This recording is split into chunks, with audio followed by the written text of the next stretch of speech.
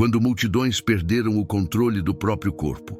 Eles dançavam até sangrar, dançavam até cair, dançavam até morrer. Não havia música, não havia festa, não havia escolha. Homens, mulheres e crianças se moviam de forma descontrolada, com o corpo em colapso e o rosto tomado pelo pânico. Alguns gritavam por ajuda, outros imploravam para que alguém os fizesse parar. Ninguém conseguia. O corpo simplesmente não obedecia mais. Aquilo não foi uma celebração, foi uma epidemia. Uma epidemia que se espalhou sem toque, sem mordida, sem sangue, apenas pela mente. Se esta história já desafia sua compreensão, curta o vídeo e fique até o fim. O que aconteceu depois levou uma cidade inteira ao limite. O ano era 1518. A cidade era Estrasburgo, no território que hoje conhecemos como França. Naquele verão, Estrasburgo era uma cidade sufocada pela miséria. A fome rondava as casas. As colheitas haviam falhado. Doenças se espalhavam com facilidade. A população vivia sob forte pressão religiosa, com medo constante do inferno, do pecado e do castigo divino. A morte era uma presença diária e o medo, um companheiro permanente. Foi nesse cenário que tudo começou. Segundo os registros históricos, uma mulher chamada Frau Trofeia saiu de casa em uma manhã comum e começou a dançar no meio da rua. Não dançava com graça, não dançava com alegria. Seus movimentos eram rígidos, repetitivos, quase violentos. Os braços se agitavam sem ritmo, as pernas não paravam. Seu rosto não expressava prazer, mas confusão e desespero. As pessoas observaram, algumas riram, outras se afastaram. Acreditaram que fosse um surto isolado, mas a mulher continuou dançando por horas. Depois, por dias, sem descanso, sem parar. Mesmo exausta, mesmo ferida, mesmo à beira do colapso, seu corpo insistia em se mover. Pouco tempo depois, outra pessoa começou a dançar. Depois outra, e mais outra. Em questão de dias, dezenas de pessoas estavam dançando pelas ruas de Estrasburgo.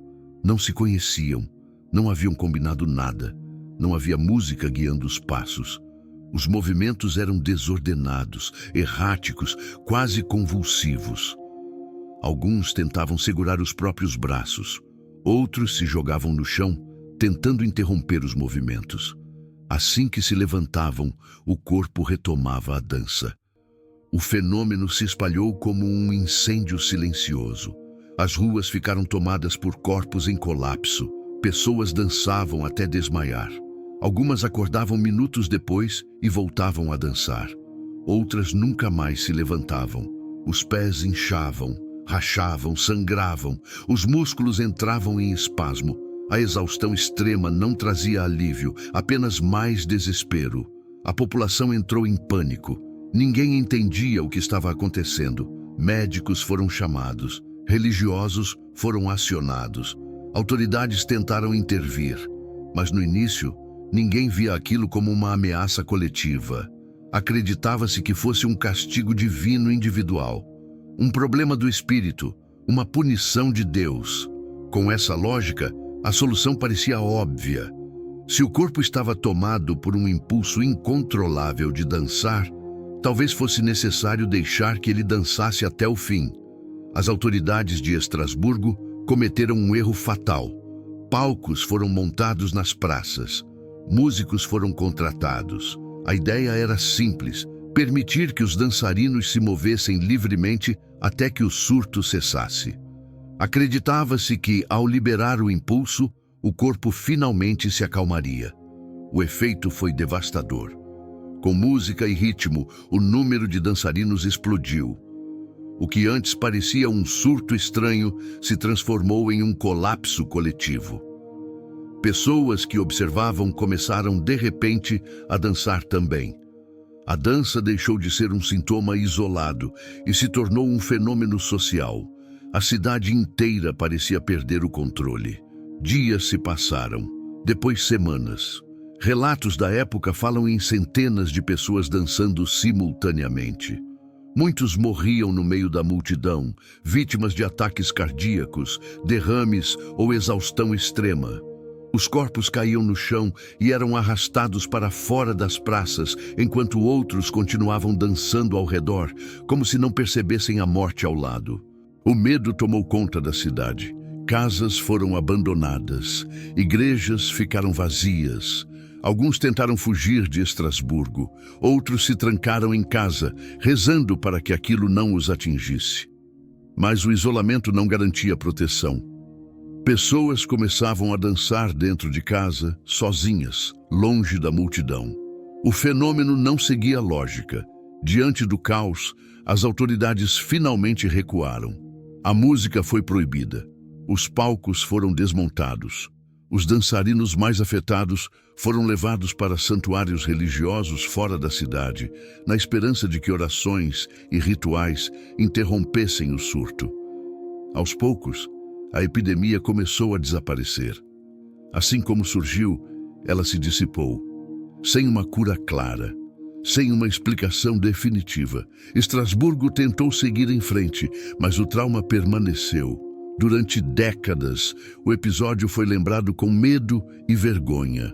Afinal, como explicar que uma cidade inteira perdeu o controle do próprio corpo?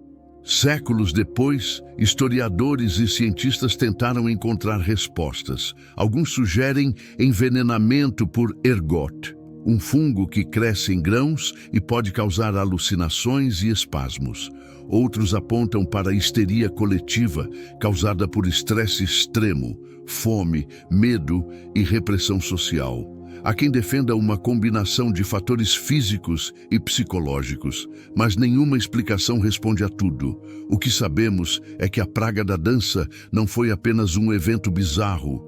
Ela foi o reflexo de uma sociedade levada ao limite, um corpo social exausto, uma população vivendo sob pressão constante, sem alívio, sem segurança, sem esperança. Quando a mente coletiva cede, o corpo responde. O mais perturbador dessa história não é que ela tenha acontecido em 1518. É a certeza de que os limites humanos não mudaram tanto assim.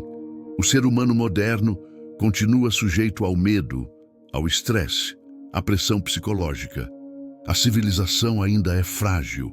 A ordem social ainda depende de equilíbrio emocional. A praga da dança nos lembra de algo desconfortável. Não somos tão diferentes daqueles que dançaram até morrer. Quando a mente perde o controle, o corpo paga o preço. E o passado, silencioso, continua nos observando. O passado nunca foi tão estranho. Se você acredita que histórias reais como essa precisam ser lembradas, curta o vídeo e inscreva-se no canal. Aqui, o passado não é confortável, ele é humano. E nunca foi tão estranho.